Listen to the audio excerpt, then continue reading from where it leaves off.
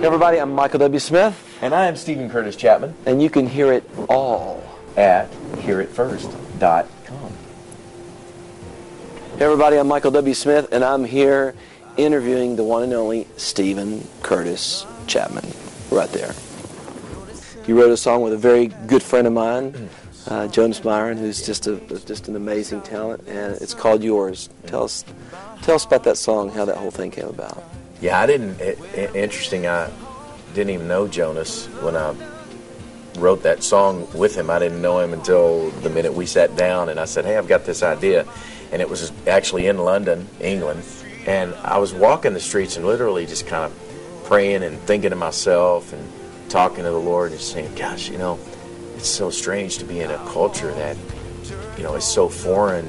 The things that I believe and write my songs about, I would be in a great minority to all of a sudden stand on a corner and say, hey, is anybody here, you know, believe in the message of the gospel and God's love through Jesus? And I almost started to feel kind of really shrinking back, going, man, what if, you know, are they the enlightened ones? You know, really, like they think, you know, yeah, we kind of moved through that phase, and, you know, just all these thoughts going through my head, and literally it was like God just kind of whispered to me and said, hey, all these people you're passing, these streets that you're walking on, these buildings, everything that's going on around you right now, don't forget, I am God. It's all mine. Every one of these people, I made them, I created them, they're mine, ultimately, everything. And so I wrote down, ran back to my hotel, literally grabbed my guitar and wrote down the verse, kind of played the verse into my little recorder. I walked the streets of London, noticing the faces passing by, something that makes me stop and listen. My heart grows heavy with a cry. Where's the hope for London?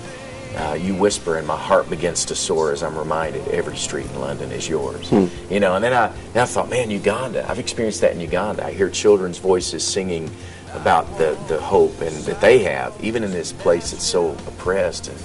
And, wait a minute, God, you're God of that. You're God in China. You're God in all these places that I've been able to visit. And so I had these verses, but I didn't know where to go with the chorus. And that evening I hooked up with our buddy Jonas and sat down and played in the verse. And he's like, that's amazing. That's incredible. You know how excited he gets anyway. You know, that's awesome.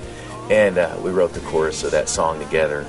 And actually then after the accident, after Maria went to heaven, you know, that was one of the first songs that I thought, okay, God, am I still going to say it? Can I still say this? It's all yours, even my children, you know, even to walk through this. Am I really ready to say that? And it was kind of I'm either going to run from this or I'm going to drive another stake in the ground even deeper and say, yeah, even in life or death, God, we're yours. And so I wrote a fourth verse and added that into the song. That's made it even that much more, I guess, important for me to say. It's all yours.